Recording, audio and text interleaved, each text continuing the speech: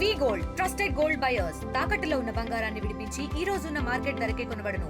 మరిన్ని వివరాలకు సంప్రదించండి 7710 ఢిల్లీలో 10 ఏళ్లు చక్రం తిప్పిన ఆమ్ ఆద్మీ పార్టీకి ఓటర్లు తాజా అసెంబ్లీ ఎన్నికల్లో చావు దెబ్బతీశారు. ఢిల్లీ ఓటర్ల దెబ్బకు ఆప్ అగ్రనేతలందరూ ఓటమి చవిచూశారు. లిక్కర్ స్కామ్ లో ఇరుక్కున్న ఆప్ అగ్రనేతలు అరవింద్ కేజ్రీవాల్, మనీష్ సిసోడియా, సత్యేంద్ర జైన్ ను ఢిల్లీ ఓటర్లు పక్కన పెట్టేశారు. తాజా ఫలితాల్లో ఈ ముగ్గురు నేతలు ఓటమి బాట పట్టారు.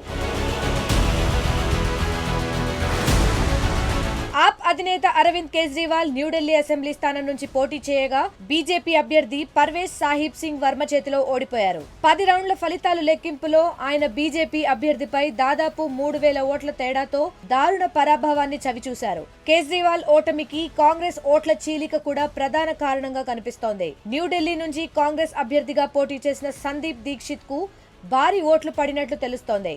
దీంతో కేజ్రీవాల్ గెలుపులో వెనుకపడ్డారని విశ్లేషకులు అభిప్రాయపడుతున్నారు. ఇక లిక్కర్ స్కామ్ లో ఆరోపణలు ఎదుర్కొని జైలుకు వెళ్లిన మరో ఆప్ కీలక నేత మనీష్ సిసోడియా కూడా అసెంబ్లీ ఎన్నికల్లో ఘోరంగా ఓడిపోయారు. తూర్పు ఢిల్లీలోని పట్పర్గంజ్ నియోజకవర్గం నుంచి పోటీ చేసిన ఆయన బీజేపీ అభ్యర్థి తర్వీందర్ సింగ్ మార్వా చేతిలో ఓడిపోయారు. వీరిద్దరి మధ్య దాదాపు 1100 ఓట్ల తేడా ఉంది.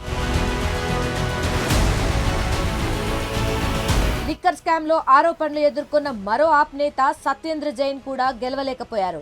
షాకూర్ బస్తీ స్థానం నుంచి బరిలో నిలిచిన సత్యేంద్ర బీజేపీ అభ్యర్థి కర్నైల్ సింగ్ పై స్వల్ప ఓట్ల తేడాతో ఓడిపోయారు. దీంతో ఢిల్లీ ఎన్నికల ఫలితాల్లో లిక్కర్ స్కామ్ లో ఆరోపణలు ఎదుర్కొన్న ముగ్గురు కీలక నేతలు ఓడిపోవడం ఆప్ కు పెద్ద దెబ్బగా తెలుస్తోంది.